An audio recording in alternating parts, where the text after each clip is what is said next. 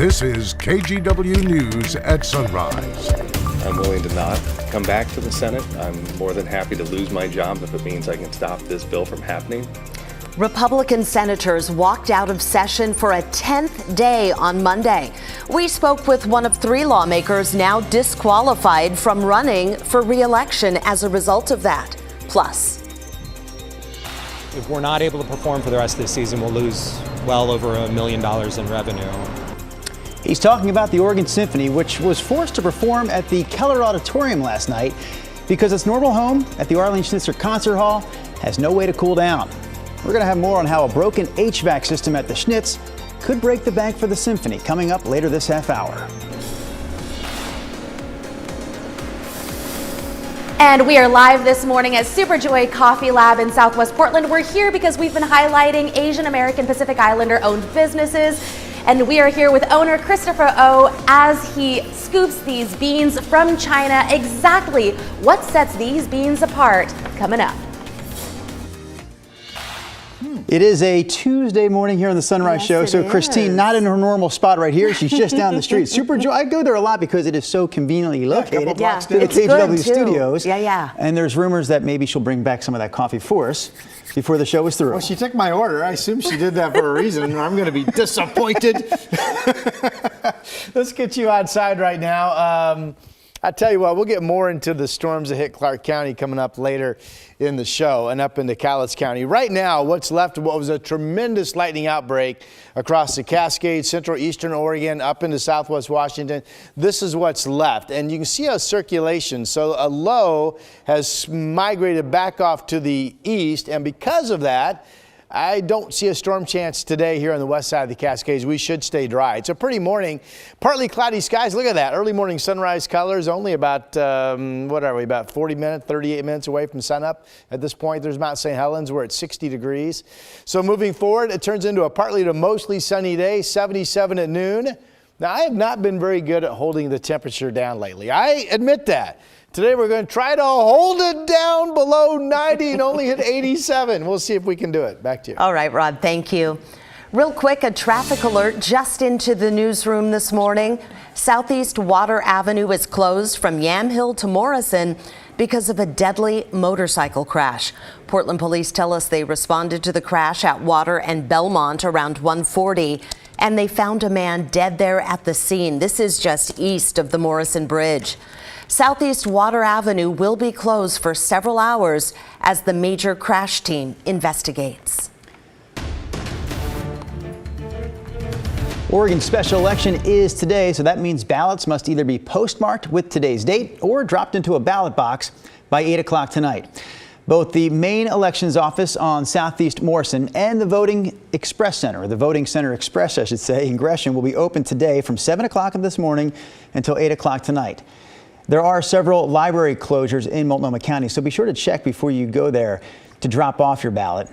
When it comes to what's on the ballot, that depends on what county you live in. Most include school board races and measure proposals. Multnomah County will choose a new District 3 county commissioner and decide on a capital gains tax that would help people facing eviction pay for representation. To save time, you can get that voting process started online.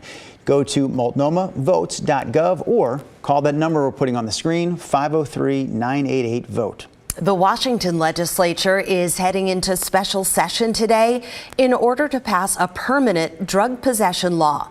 All of this stems from a 2021 state Supreme Court decision that threw out Washington's felony drug possession law. The temporary fix lawmakers came up with in 2021 expires on July 1st. If Washington lawmakers can't agree on a new law before then, drug possession would become legal statewide. Again, lawmakers will be back for that special session today, which could last up to 30 days. Now to a big update out of Salem, because yesterday at this time we were talking about state senators negotiating to bring an end to that 9-day Republican walkout. This morning we can tell you the walkout is still going on. 3 Oregon senators now have 10 unexcused absences, meaning they're disqualified from running for re-election. As Evan Watson tells us, some appear willing to challenge that in court. Absent: Anderson, Bonham, Boquist, Finley, Hansel, Hayden, Knope, Linthicum, Robinson, Brock Smith, Thatcher, Weber, 16 ayes. The call is removed. For a 10th time this session, Senate President Rob Wagner addressed a half-empty room.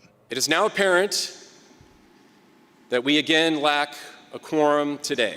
Except this time, Republican state senators who have walked out in protest are starting to face consequences for their actions. And it is a clear directive from Oregonians to their elected representatives to show up to work and do their constitutional duty.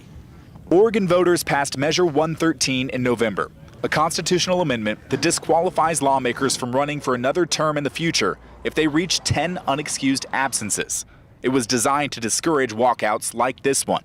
3 Oregon senators reached 10 unexcused absences on Monday. Republican Dennis Linthicum from Klamath Falls, Independent Brian Boquist from Polk and Yamhill counties, and Republican Daniel Bonham from the Dalles. If they tell me that I can't, I'd love to see what a court says about that. Bonham says he's willing to risk his future in the Senate to make a stand against House Bill 2002, a bill on reproductive health care and gender-affirming care.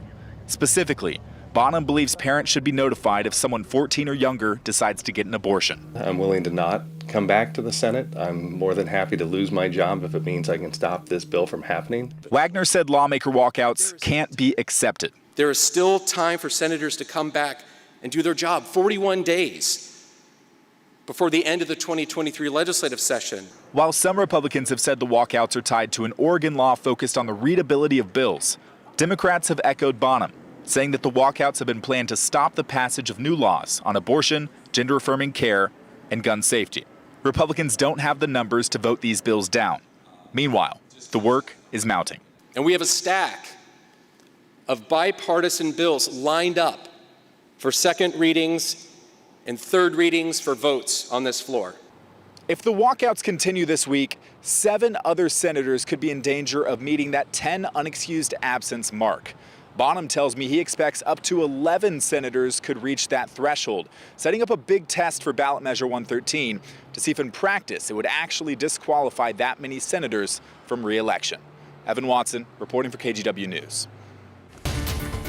Let's take a look at some of this morning's other local headlines now. We start with a 13-year-old who's in custody after he showed up to a Southeast Portland school wearing tactical gear and carrying a fake gun that was meant to look like a Glock. Police say he was a former student at the Creative Science School on Southeast 92nd. Staff called 911 when he threatened to shoot and put the school in lockdown. Police did get him into custody, I should say, safely. The school sent a letter to parents saying that the student had previously been banned from campus. No one was hurt. Meanwhile, SR 504, the road that leads to Mount St. Helens, is closed indefinitely because of a landslide. That slide washed away part of the road Sunday night, wiping out a bridge and sending rebar a mile and a half down the stream. At least 11 people and a dog had to spend the night on the other side of that slide. They had to be airlifted out yesterday morning. No one was killed or injured in that slide. No word on when the road will reopen. And final headline here, Pittock Mansion having a planting party today. The focus is on native plants that help the monarch butterfly population bloom. This is their second summer holding this event. They say to bring gloves and tools, or a couple of tools at least, for digging and weeding. They're meeting at the mansion at 9 o'clock this morning. You can head to Pittock Mansion's Facebook page for more details. And that's a look at some of this morning's local headlines. Wow. That really surprised you. Yes. You forecast that. Who knew? That was something else though, right? Depending on where you live, you probably heard a little bit of that last night. We want to thank Jeff and Julia for sending in that video of the thunder and lightning over Battleground. I could hear that sound again. I mean, that is something else. Yeah. Well, I didn't know we were leading right off the bat with that. I startled Rod. me. So, what was amazing, and I misspoke in the 4:30, I said May 9th. It was May 8th that we had a similar setup that dropped down across Beaverton, Tiger, clipped downtown Portland, Lake Oswego, I think migrated down into West Lynn. That storm dumped 1.66 inches of rain over Tiger. Remember, we had some basement flooding? These storms, take a look at radar, dumped 1.70 inches of rain just south of Amboy. Not as populated of an area. I haven't seen any big issues. Amboy would be up here in Clark County. And that was in, I think, 50 minutes time. So just crazy, these heavy rain rates. Look at all the lightning. This was over Battleground at 5:43 last evening. We also had some storms in the Cascades around the Sandy area. What was amazing? I mean, look at this thing.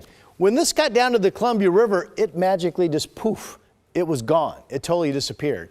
And that's why this mainly was Cascades and then up into southwest Washington. There's a big cluster of storms up around Longview. And again, all that faded as it dropped south and hit the Columbia River. It's really amazing how it just disappeared. And rivers can sometimes do that. You could speculate any number of reasons, but certainly there was a bit of a westerly flow along the Columbia River. And maybe that was a rapid stabilizer, who knows, but it totally disappeared. I grabbed this photo up in the Flida area. And to me, this looked like not fully developed, but it looked like the potential of a wall cloud development right here. See the kind of lowering, the kind of roundness of that just kind of lowering down. I will tell you right before I snapped this photo, there was lightning. You could see some rotation. That was 5 p.m. up in the Flida area.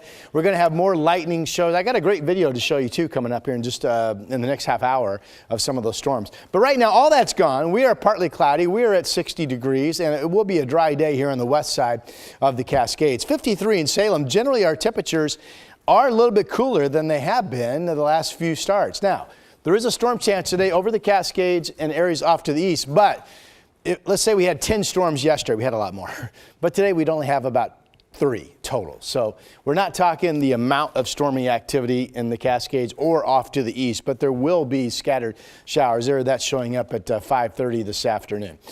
All right, let's see here. Here's the wider view. You can see, again, that's not the number of storms that we had yesterday. It was really quite an explosion across Oregon yesterday afternoon. All right, 86 in Salem today, mostly sunny skies coming. Kind of a mixed bag of some cloudiness out there early this morning here. Southwest Washington, Longview only 83, Vancouver up to about 87. I still think we'll be around 90 the next 3 days, Wednesday, Thursday, Friday. I still like the weather model that shows a front coming in late Sunday into Monday. Monday showers is 67.